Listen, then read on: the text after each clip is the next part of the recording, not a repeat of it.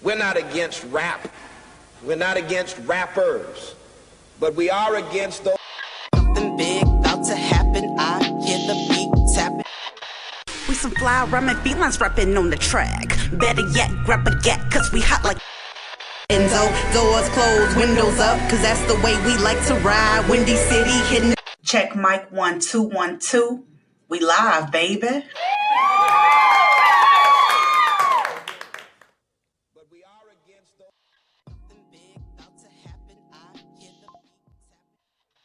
We some fly rhyming felines rapping on the track. Better yet, grab a gat, cause we hot like Enzo, doors closed, windows up, cause that's the way we like to ride. Windy City hitting. Check mic 1 2 1 2. We live, baby. Yo, what's up, Chicago? And welcome back to Speak Your Mind Radio, episode 657, season 19. I'm your hostess with the mostest, Queen Star, a.k.a. Ms. Hip Hop. And today, y'all, we have a dope guest in the house, well, in the studio. We live in the studio. Make sure you check out this episode on Pandora, Spotify, and YouTube, and wherever else. But we have a dope interview today, okay? He is Chicago's own Bel D Preme, and he is an artist, an MC, a songwriter, a producer, and a hip-hop creative, okay? Who's here to discuss his up-and-coming single called Kente. Plus, we'll take a deep dive into his artistry. And stay tuned to the end, y'all. We got a phenomenal freestyle coming to you, okay? So without further ado, up next to the mic, the one and the only Bel D Preme. What's up, man? Peace. Peace and love, y'all. What's going on with you? I'm so happy you here today. How you been? I've been good, man. Yeah. I've been good. I just been working, staying out the way, that type of little thing. That's about it. That's what's up. Yes, indeed. Heck yeah. All right. Well, as you know, here on Speak Your Mind Radio, we start off each and every episode with a traditional icebreaker question. So let's get started. Yes, indeed. Let's get it. All right. So if you could sit in the studio with one artist from the hip-hop's golden age for one day, who would it be and what would you want to learn from them? Nas. And what I would want to learn is really two things I would like to learn. And that is, how do you maintain longevity in the culture? And how do you pivot from being a legendary lyricist to a business mogul in the making? Oh, okay. That's a good one because he's definitely taught the young Nas is how to do that. You know what I'm saying? Yes. That man went from this man went from being one of the greatest MCs of all to now you got casinos and shit like that. Like it's very inspirational to see, and considering the fact that this man has hit us with two different catalogs at that, it's amazing. I would love to be in the studio with that man. Definitely. Shout out to you, Nas, if you listening, boy. Yes, indeed. All right. So, man, you describe yourself as being on a mission to restore intelligency, originality, and respectability to hip-hop again. Mm-hmm. What made that mission so personal for you? Cause easy, these new rappers is trash. No other way around it. These new rappers is trash. I've been on Instagram for the longest, and I have seen rappers, MCs for that matter, that's younger than me, and can run circles around these new cats that's coming out, but they're not getting no shine and no recognition, and yet they're pushing the envelope for lyricism. They're pushing the envelope for substance and actually talking about real shit. And nowadays it's really just, it's serial killer prostitution music. Dang. And I'm tired of it. And I'm pretty sure there's other like-minded people that's tired of it too. So the least thing that I do with what it is that I do with the music that I make and with my pen is to keep the tradition alive as far as lyricism is concerned. And not even just lyricism, but mainly more so keeping substance, really talking about different things, because everybody is talking about the same shit. It's almost like they got the same ghostwriter. Dang, okay. No, I felt that. I do hear a lot of people complain about some of the new music currently playing on the radio, so I definitely understood that. Mm-hmm. Yeah, but like, you know, growing up, you grew up in a household full of music, and You know, what are some of your earliest memories that made you realize that music would be a big part of your life?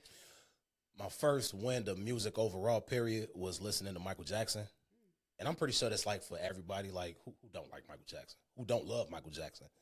But my first wind, catching my first wind of hip hop overall was my sister being an avid listener of Queen Latifah. Mm-hmm. And I was intrigued by it. Like it was the Black Rain album at that. Mm-hmm. I was just intrigued by that. So that was the first time I ever caught wind of anything rap wise. And I'm like 5 years old at this time. Wow. And my sister she's a very big fan. Shout out to my sister Iris though. And you know what I'm saying? Like she was a very big avid listener of Queen Latifah. And then Bone Thugs and Harmony followed. Then Biggie, Ice Cube, LL Cool J, and of course DMX. Everything just kind of like went into play as far as just giving me the permission that I can do it too. And I also have an uncle that plays for the Muddy Waters Band. He played guitar for the Muddy Waters Band too. So I kind of come from a musical family. Wow, that is incredible. Are you musically inclined?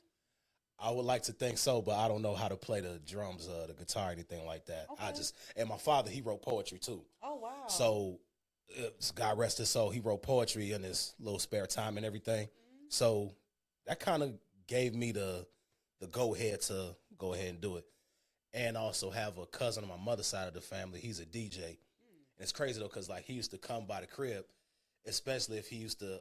I'm a kid though, so I'm not really knowing, but I just remember like he would come and bring his DJ equipment, and he would set it up, and he would like play a little playlist that he know he gonna play for the next party, and have my parents critique the playlist or whatever that he got going on. He'll actually do the little turntable thing, and I was just intrigued with what it is that I was listening to, because everything before there was like all Michael Jackson. If it wasn't Michael Jackson, I ain't listening to it. If it ain't Prince, I'm not listening to it. Mm-hmm. But gradually on, I'm listening to Marvin Gaye, Stevie Wonder. I'm listening to Isley Brothers.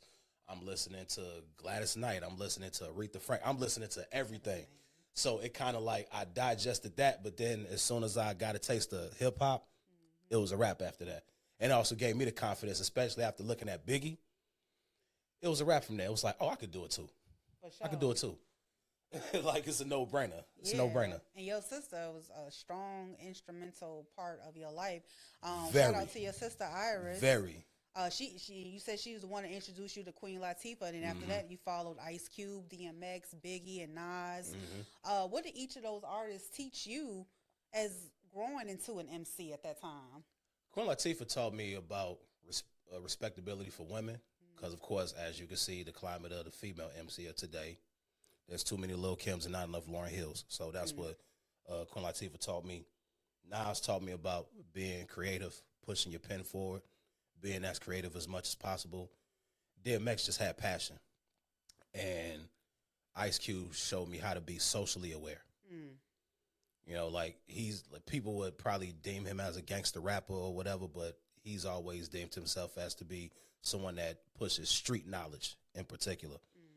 But of course, his pen is behind Fuck the Police, and of course, he's the first verse you hear on Straight Outta Compton. He's damn near the first verse that you hear on pretty much everything, and it's the most profound verses that he has ever had. So, and it's all public, politically or socially aware, so to speak. And the lyrics that he's had is still prevalent to this day. Yeah. Same thing with Tupac also. It's like these joints that they've given us, you can still be able to relate to it to this day. We still saying fuck the police even to this day. Yeah. In 2026, we still feel like that. We still feel like fuck the police. We Right. still feel like that. Right. So when it comes down to those people, those are the things that they taught me. And of course, Biggie in particular is be yourself. Yeah. Or at least don't be afraid to be yourself. Yeah. Like actually, like even if you think you're ugly, always see the beauty in you. Because he made being fat sexy. Yeah, he did. He made, you know what I'm saying? Like, and it used to piss me off though, like being a heavyset kid and only heavyset kid in my class, and I'm rapping. They like, oh man, Biggie's back. Like, no, I'm just a fat nigga that rap good, y'all. Like, it's not that big of a deal. But however, though, when it comes down to Biggie, it's just more so like be yourself. You know what I'm saying? So hell yeah. For sure, I like that. Okay. And so you started writing rhymes like at 12 years old, and then you started producing on Fruity Loops at 17. So which one came more naturally to you, writing rhymes or making beats? Good question. I want to say it might sound crazy though, but making beats. Because writing rhymes, sometimes it can take too much brain power to come up with. Just the shit that an MC could come up with is too strenuous. You don't even know what concepts you might come up with. You don't even know where the idea even comes from. Right. Or whatever concept that you're writing. So it's like you just tapping into the source and you just let the higher power talk to you. But it's almost like when you're trying to write a perfect rhyme, it's almost like trying to channel a frequency almost. It's like when you searching for a radio station and you get that little static or whatever, when you turn a knob or whatever, it's kind of like when you write rhymes, you got to like find different words to put it together, and you got to make sense with it. If you got to tell a story, you got to find the right words, the right piece it up and everything like that. So it could be a little bit strenuous. It's fun to do, but it could be a little bit strenuous. Whereas making beats, all I'm doing is playing with sounds. Yeah. Making sure it sound good. And all I got to do is just press on buttons. Cool. This is easy. I could do this. So therefore, like, not only I can write rhymes, but I could just create music overall, period. So yeah, making beats kind of like came a little bit more natural to me. Because with writing rhymes, I had to practice at it. I had to get good at it. Because at first I was trash. Like, of course, being 12 years old or whatever, like, yeah, you're going to be trash, though. But I had to get that good. But meanwhile, when it come down to making beats, yeah, I had to get that good. But it didn't take much brain power, or it didn't take much strenuous thought or thinking to put tunes and sounds together. Right. And it's way more fun because I get to play with sounds, and I always had an ear for music anyway. Okay. Yeah. So that's always been my thing. So yeah, making beats has came a little bit more natural to me. That makes sense coming from your background of music, from your uncle, your sister. Yeah, I get it. Now you stepped away from music for a minute, because of business and personal reasons. What brought Bel D Preme, Bel D Preme. Bel D Preme, I'm sorry. Who brought him back, and how has your perspective changed since then? Well, Bel D Preme was just created. I went off of another moniker of Rick Reed. Some of my day ones, they know me as Big Illy. There are some people that know me as Rick Reed. So if any of y'all that remember me or whatever, tap in, hit my inbox. Some of y'all know my social media already, but for those of y'all that don't know, y'all gonna find out later. But I fell back though because dealing with music, or at least trying to be a part of the industry, was becoming a little bit too strenuous, and it was becoming too fucking expensive. Yeah. Like studio time, it's not free, it's not cheap. Radio interviews, it's not free and it's not cheap. And it became a little bit overwhelming because it was mainly more so like whatever funding was there wasn't being allocated the right way. So that kind of takes a toll. And on top of that, I was still grieving my father at that. I'm a brand new father at that. Wow. I'm a brand new father at this particular time. Congratulations. Thank you. Yes. Well, I got another one on the way, but this is around when my daughter was born though too. So this is like 2020, 21.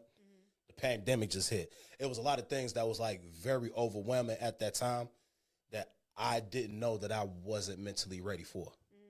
So I had to fall back. I even fell back from social media. Like this would probably be my first time in some months, probably like in a few years, where people actually see me back on social media. Well, I feel honored then. So yeah, like this is like my first interview in quite some time or whatever, to like just be back on social media. And what really got me back into it was my love for music also.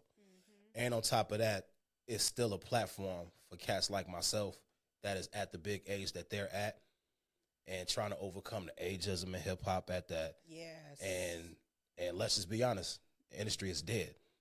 What used to matter to me when I was like 18 in my 20s don't matter to me anymore. Like getting signed to a label. That used to matter to me when I was like 18, but that shit died when I was 25. I hear you. You know what I'm saying? Now I'm in my 30s. Now I'm more so about independency and owning something at that. Like I'm really more so focused on that than anything. And besides, like the industry ain't checking to sign a nigga like me at my age anyway. They looking for somebody young. But with the industry being dead or whatever, it's like streams ain't adding up. Labels are still fucking over artists. And cats like me that are aspiring artists that are at the age that they're at, we know better now. And on top of that, we know good music because we grew up listening to it. We know who we want to follow behind. We know what our music want to sound like. Hell, some of us know exactly the direction where we want our business to go. Exactly. So when it comes down to that, that's what really drove me back into it. It's just the passion and the love that I have for music. It's like, fuck this industry shit. It's more so like my passion for music has never left me. So I just said, fuck it, let me get back into it. That's what's up. That's what's up. I like that attitude. Absolutely. So now we're gonna get into the track Spotlight, Kente. Yes. Just let me tell you, this track for me, man, it brought back to my mindset of we are powerful and we all matter. In the state of the world that we are currently living in, the second civil rights movement, okay? Your track, Kente, reminds me of the words of Rodney King. Can't we all just get along? No, we can't. Know? And it brought me back to George Floyd and similar cases like Nolan Xavier Wells of Mississippi. You know, tell me, what sparked such a powerful track such as Kente? Shout out to Tariq Nasheed for the Hidden Colors documentary. Shout out to the late Francis Cress Wilson for the ISIS papers. Shout out to Marcus Garvey and rest in peace, and shout out to Malcolm X also. Wow. I'm gonna be honest, I don't even know what came over me when I was writing it. And during my hiatus, that was like the first song that I actually wrote. The first beat that I wrote, the first beat that I created, the first song that I wrote. And it was really just me being tired of watching on social media police brutality videos.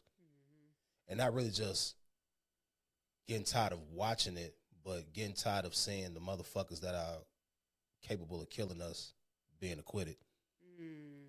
Actually getting away with it, especially with this situation with Nolan Wells. Yes. It's like, clearly you killed this boy, and yet evidence are like, oh, he just went on a trip with you, but yeah, he's the only one that didn't make it back home. Right. And he's the only one that stood out like a sore thumb out of a sea of white children. Yeah. You know, I mean, it's like, it's more so like that's real fishy. So when you got all of these type of things that's going on, like, I don't even have to elaborate on our history in this country because we already know what it is. Yeah. We already have a fucked up relationship with the police. We already have a fucked up relationship with our white counterparts in this country already as it is. We already know the history. We know about Jim Crow. We know about the Reconstruction era. We know about the Red Summer. We know about Project Redlining. We know about these things already. We know about the Tuskegee experiments. We know about these things already. So it's mainly more so it's like, what's it going to take? Right. What's it going to take for us to like cut the bullshit, quit being so forgiving, and stop, how can I say it? Stop trying to get along with these people at this point. I hear you. You know, like, I mean, Dr. King, rest in peace to him also, like, he had the right idea, but Malcolm X ain't never been more correct than anything. Just keeping it real. And and sorry for any of my potential Caucasian fans or whatever. I'm sorry. I'm just not apologizing or whatever. Like, we already know what it is. We know this already. Point blank and period. So what really just sparked me was just being tired. And also being more socially and more politically aware and that type of little thing. So it's basically more so keeping that tradition alive as far as the art of hip-hop is concerned. Because hip-hop has always been anti-establishment. Hip-hop has always been anti-politics. Hip-hop has always been anti-anything that is against the betterment of black people. It's always been like that. Yes. So it's like, why not I be the one to carry on the tradition? Exactly. Yeah. And so what Kente, you know, it represents what's going on in the media today, like I said, with so many of our young folks being lynched all across the United States of America and missing. What does wearing your culture proudly look like today in this world? Wearing the culture proudly, and today is basically what I'm just saying. Like what I was just saying a few minutes ago, or whatever. Is like be unapologetically yourself, because you know what odds are against you. Fuck it. Sometimes you gotta pop out and show niggas. Point blank, period. You know what I'm saying? Like we know our value. We know what we've built. We know what we brought to this country. We've been fighting for our rights. Hell, they even playing with our voters' rights. You know what I'm saying? So Sure are. You know what I'm saying? So it's like these type of things that we already know that stacked up against us and everything like that. So don't nobody wear this color the way we wear it. Don't nobody have the type of charisma that we have at the end of the day. So as long as we stick to that, and mainly more so, we'll be better off if we actually unified as a people. Even Marcus Garvey, if I'm not mistaken, from the philosophy of Marcus Garvey, a book that I read when I lived in Texas, like sometime in 2012, it was something that stuck to me. He was like, what'd he say? If 400 million African Americans realized their full potential within 24 hours, we will have a nation. It was something to that nature that he said, though, and I still feel like that to this day.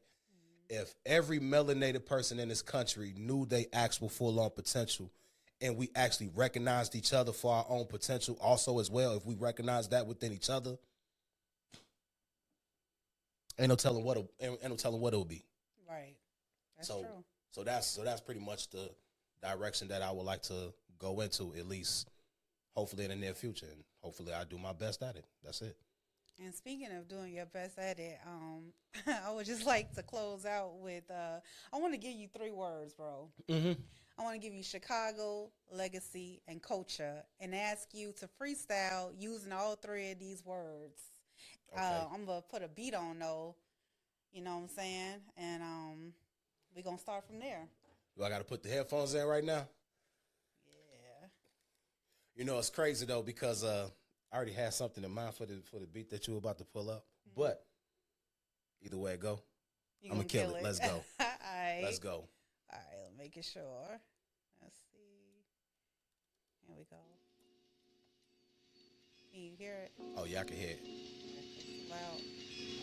Oh, no, not at all. All right. As long as the people can hear me. Okay.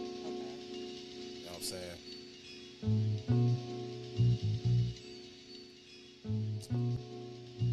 Y'all gonna love this, though. Don't even trip. I got you. Hey, yo.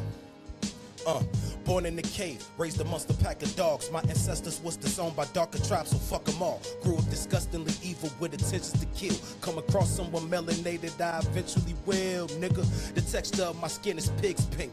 I pimp the paradigm and wear these white sheets like a mink with a hood on my face so you'll only see the blues in my eyes. Flame a cross behind me with a noose right by my side. My history is invading countries and snatching up culture so my people could benefit from it just like they supposed to. I came out the dark side into the lightest of villain. Castrated plenty men and raped women and children for 4 centuries. And ain't nobody stopped me yet. Couldn't figure my next move without breaking a sweat. I owe money to China, stole oil from the Arabs with my foot on Africa's neck. Cause power is what I cherish. Bleeding the Congo dry.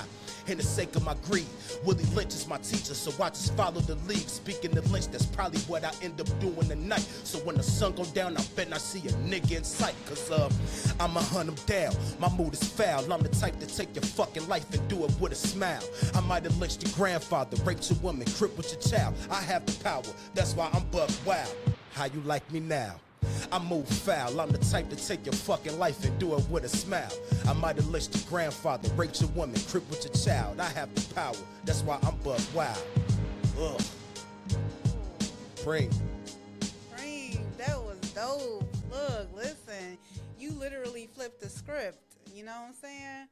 I love that. That was so much knowledge in one verse. I love this so much. Thank you for spitting that knowledge to us. Yes, Thank indeed. you for bringing your essence to the show today. You good? absolutely. Can I get a show? Absolutely.